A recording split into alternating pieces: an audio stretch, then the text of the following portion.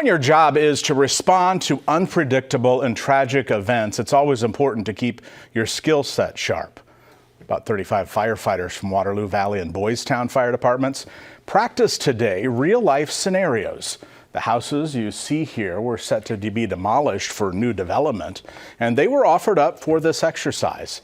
Waterloo's fire chief says having this ability to train members in fire attack and search efforts on a burning house is as close as it gets to a real-life emergency, and that this experience can go a long way toward better outcomes when they, in fact, face the real thing.